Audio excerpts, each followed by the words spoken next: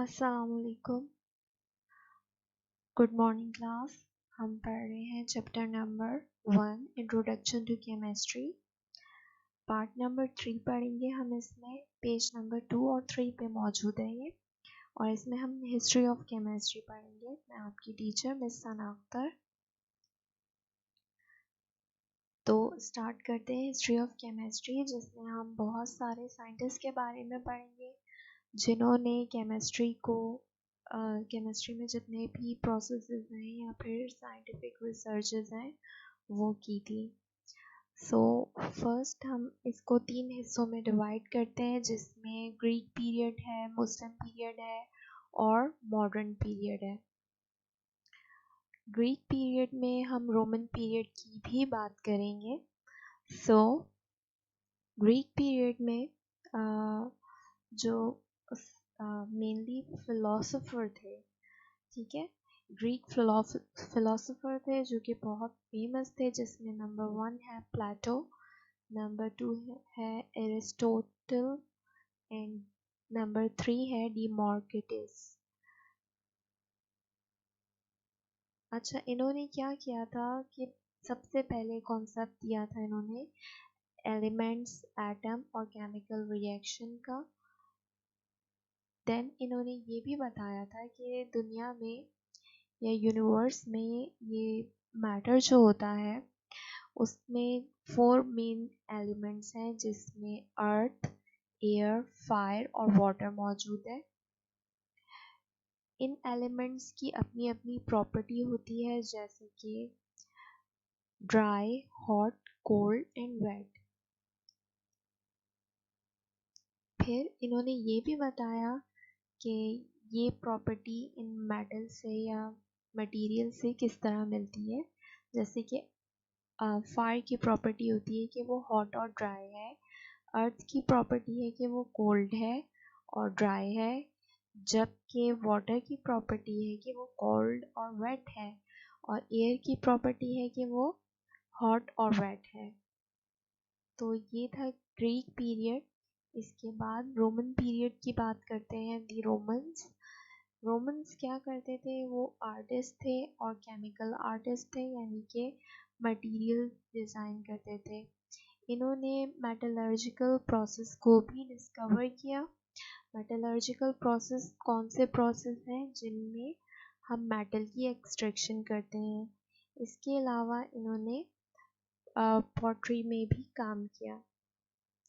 इनका जो तमाम का तमाम वर्क था वो एम्पेरिकल था, मींस के ज़्यादा ख़ास नहीं था, थ्योरेटिकल वर्क था उनका और एक्सपेरिमेंटल नहीं था। द मुस्लिम पीरियड शुरू होगा हमारा 600 से 1600 AD तक, और ये पीरियड क्या कहलाता है, अल-कैमी कहलाता है।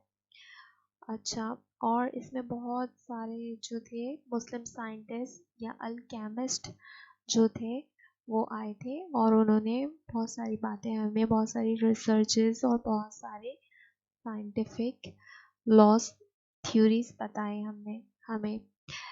सबसे पहले साइंटिस्ट है जाबिर इब्ने हयान, जो कि 721 टू 803 AD में मौजूद थे। ये फादर ऑफ अल-कैमी भी कहलाते हैं, means founder of chemistry. Then इन्होंने क्या क्या अचीवमेंट हासिल की, इन्होंने जो अचीवमेंट हासिल की वो है, उन्होंने एक्सपेरिमेंटल मेथड बनाया प्रिपरेशन ऑफ नाइट्रिक एसिड का, यानी कि नाइट्रिक एसिड का मेथड ढूंढा जिसमें वो नाइट्रिक एसिड बना सकते थे। इसी तरह हाइड्रोक्लोरिक एसिड HCl का फॉर्म मेथड ढूंढा और सल्फ्यूरिक एसिड का मेथड ढूंढा। नेक्स्ट इन्होंने वाइट लेड की डिस्कवरी की। इसके अलावा इन्होंने बहुत सारे एक्सट्रैक्शन ऑफ मेटल्स भी किया।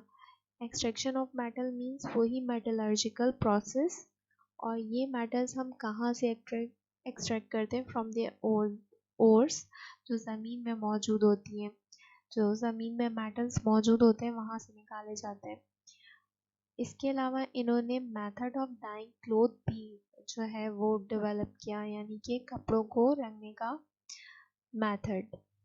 इसके अलावा मेथड ऑफ डिस्टिलेशन, डिस्टिलेशन क्या होता है, लिक्विड की प्योरिफिकेशन होती है, इन्होंने वो भी सिखाई और उसका मेथड डेवलप किया। इसके अलावा बहुत सारे लैबोरेटरी अपैरेटस भी इन्होंने डेवलप किए। Next is अल-राज़ी। अल-राज़ी जो थे वो फिजिशियन थे, केमिस्ट थे और अपने टाइम के बहुत बड़े अल्केमिस्ट थे और इनके फिलोसोफर भी थे।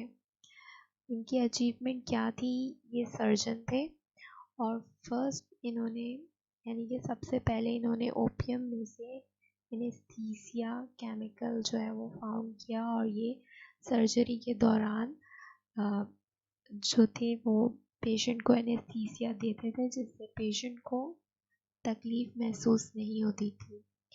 अच्छा, इन्होंने एक और बहुत बड़ा काम किया, इन्होंने लिविंग और नॉन लिविंग ओरिजिन्स के जितने भी सब्सटेंस थे उनको डिवाइड कर दिया, क्लासिफाई कर दिया। इसके बाद ब्रेज़िलियस ने 1806 में ये क्लासिफिकेशन की जिसमें केमिकल कंपाउंड को उन्होंने डिवाइड किया या क्लासिफाई किया उनके ओरिजिन के ऊपर कि वो ऑर्गेनिक ओरिजिन के हैं या इनऑर्गेनिक ओरिजिन के हैं।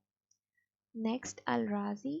अल-राज़ी ने क्या काम किया, इथाइल अल्कोहल की प्रिपरेशन का मेथड बताया जिसमें फर्मेंटेशन ऑफ शुगर थी।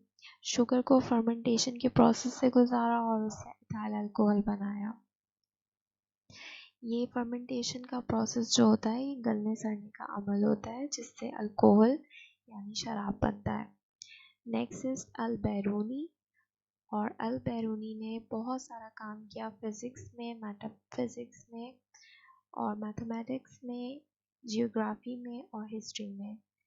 नेक्स्ट इन्होंने जो काम किया वो केमिस्ट्री में किया जिसमें केमिस्ट्री में इनका ख़ास काम था डेंसिटीज़ के ऊपर। इन्होंने डिफरेंट सब्सटेंस की डेंसिटीज़ को ढूंढा। नेक्स्ट इज इब्न सीना। इब्न सीना भी एक बहुत फेमस साइंटिस्ट थे जिन्होंने मेडिसिनल केमिस्ट्री, फिलोसफी, मैथमेटिक्स और एस्ट्रोनॉमी में बहुत सारी अपनी कंट्रीब्यूशंस दी। अब बात करते हैं मॉडर्न पीरियड की जो कि 1600 AD से अब तक है। मॉडर्न पीरियड में हम सबसे पहले रॉबर्ट बॉयल के बारे में बात करेंगे जो कि कहलाए जाते हैं फादर ऑफ मॉडर्न केमिस्ट्री। और इन्होंने ये आइडिया दिया था कि जितना भी केमिकल वर्क या केमिकल रिसर्च या जितनी भी साइंटिफिक रिसर्च है वो एक सिस्टमैटिक इन्वेस्टिगेशन के थ्रू जो है वो हम तक पहुंचनी चाहिए। जितना भी नॉलेज आ रहा है हमारे पास, कोई भी इंफॉर्मेशन हमारे पास एक ख़ास तरीके से पहुंचे, यानी कि इन्होंने साइंटिफिक अप्रोच या साइंटिफिक मेथड निकाला जिसे हम आज डिस्कस भी करेंगे आगे चल के कि ये साइंटिफिक मेथड क्या होता है। इससे हम डिफरेंट लॉज, थ्योरीज जो है वो हम इससे ढूंढते हैं। इसके बाद ये मेथड के बाद बहुत सारी डिस्कवरीज हुई इसी मेथड पे इन्वेस्टिगेट करने के बाद। इसके बाद जे प्लैंक की बारी आ जाती है। जे प्लैंक ने कार्बन डाइऑक्साइड के बारे में स्टडी की। जे प्रेस्ली ने ऑक्सीजन के बारे में स्टडी की और सल्फर डाइऑक्साइड के बारे में और हाइड्रोक्लोरिक एसिड के बारे में इन्होंने ये सब तीनों चीज़ें डिस्कवर की। Next is Shelley. शैले ने क्लोरीन डिस्कवर किया।